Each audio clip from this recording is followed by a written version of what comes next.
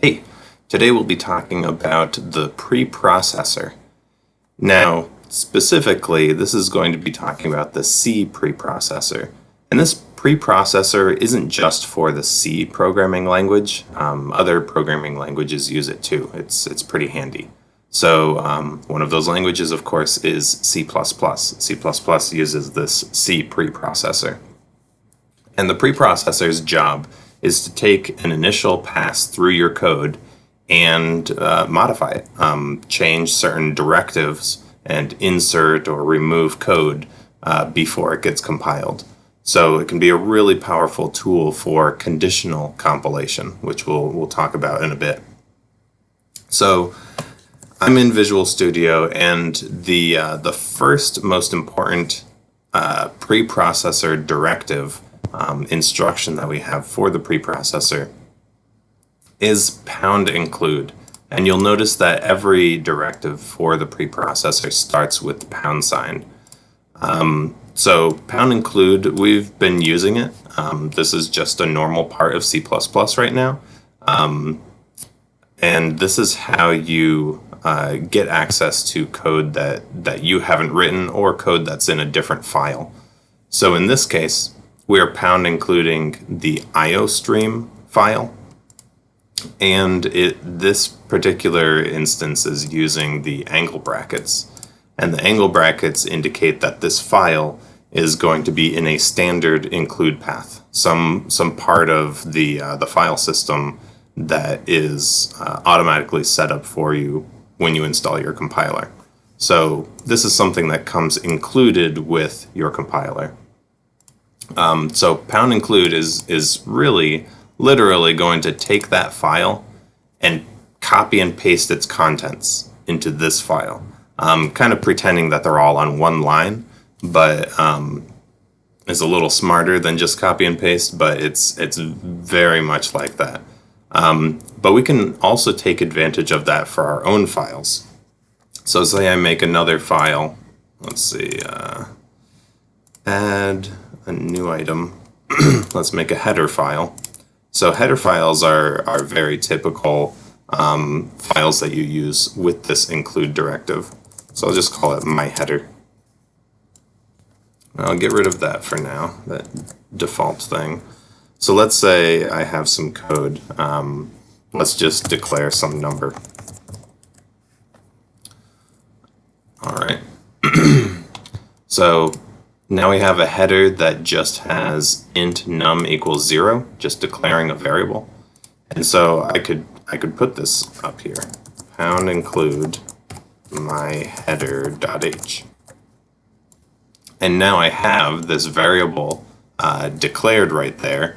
It's kind of hidden, and this is not a really good use for headers. It's better to use headers to expose classes and functions instead of just plain old variables like this. But now that I have that variable, I could say like num equals 5, and I can print out num. And this compiles fine. It knows that this num exists somewhere. So it really is like there's some other code that I'm just copying and pasting right into this other file. So where this runs into issues is that sometimes you'll have a header file that includes some other file, and maybe there's a circular inclusion, like it includes itself in some way, or you put it twice in a file. And this could be a problem because now I'm declaring that variable twice. My error here is redefinition, multiple initialization for that num variable. And that's because this is like saying int num and then another int num is redeclaring the same variable, and that's not good. So for header files specifically, we have this directive, pragma once, that is a signal that says this file should only be included once per compilation unit, per CPP file. So it'll make sure that it does not get included more than once. If I have it say include it more than once, it's just going to skip this second one. So that should compile now. Cool, looks good. So this is a really useless example of using a header, but it demonstrates it. So the next part is the define directive. So with define, the preprocessor has its own environment, just like another programming language. It really is like a separate programming language on top of your code. It has its own variables, and those variables are set with this define directive. So I could say like define my number 17. So it is conventional when you're using preprocessor definitions that they're all capitalized, but that's not always the case, and it's not a hard requirement. So you'll see all uppercase, or you'll see uppercase with words separated by underscores. And then I can use this symbol in the rest of my code. I can say, well, here's another my number. Now I've got 17 at the end there. So it works a lot like a variable, except that this symbol is replaced at compile time with the number 17. So it is my code when it gets compiled, it actually has a 17 right there instead of this placeholder, my number. So there's no extra work involved in replacing that. It's not like a normal C++ variable. So these are really handy because this is kind of a the first part of supporting conditional compilation, where you can have your program compile some code and not some other code as part of your program. You cannot reset these values. Like if I did another define, this is going to give me an error because it's already defined. But technically you can use this undef directive, which is really cumbersome. But this is very rare that you would ever actually need to undefine anything. So that doesn't usually happen. Now, the cool thing about this define is that you can set these up in your project. So if you go to your project properties and you go to C++ preprocessor, there is a preprocessor definitions field, and you can type in your own definitions for these values. So if I wanted, and you can do it for different configurations. So if I wanted only for debug, I wanted a symbol defined. Let me go in here just to be careful that I don't mess things up.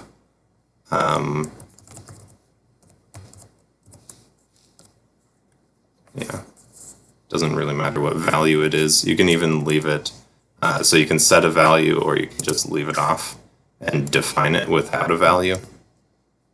And that's fine because then you can check to see if that symbol exists at all, which is something that C++ cannot do. And that's part of conditional compilation. We have this layer outside of C++ on top of it that can control what actual code gets compiled and what code doesn't. So the C# language also uses this kind of preprocessor, at least the same syntax, but it's a very trimmed down version of it. And it supports this directive, this define directive. So for conditional compilation, sometimes you'll want some code to compile for a specific operating system. So you might want the name of the operating system in your code, but you don't want to have to look through all of the possible names of operating systems and somehow at runtime figure out which one you're actually on. Because you are compiling separately for each operating system, it makes sense that you can use the preprocessor and hard code these names and say, okay, well, on Linux, the name of that platform is Linux or whatever you want to call it, and you can use that string in your code and swap it out when you're compiling for Windows. So another part of the conditional compilation that's important is if-def. This is how most of it is done. Now the syntax for if-def, it is if defined, and I can say debug num because I defined that, right, in my project properties. And the syntax requires me to end my if statement because there are no like curly braces in this syntax. You have to say, here's the start of my if, here's the end of my if. And then everything in the middle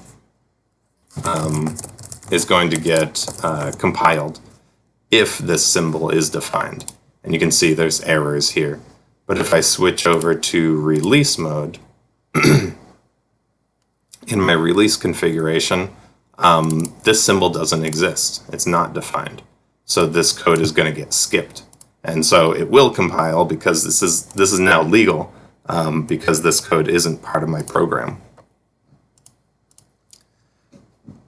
All right, and then a similar one, the inverse of this is if ndef, if not defined. And so it's kind of just not this. And you can do this another way with just the if statement, which is more generic, more generally useful to do if, because then you can check like if this is 5 or whatever. But it's very rare that you actually use the regular if statement in the preprocessor, because that's a feature that C++ does have. C++ can check the value of variables, but what it cannot do is check to see if a variable exists. That's what the preprocessor has that C++ doesn't. So there's another way to write this if-def. You can say if defined. Use that preprocessor function. And this gives you the flexibility of combining things. Right? So you can combine things logically using our familiar logical operators. There you go. So that's how the C preprocessor works. And this is how you can use it to make different sections of code compile for different configurations or different operating systems. And this is the gist of how the include system works to kind of copy and paste other files into your code. I will see you next time.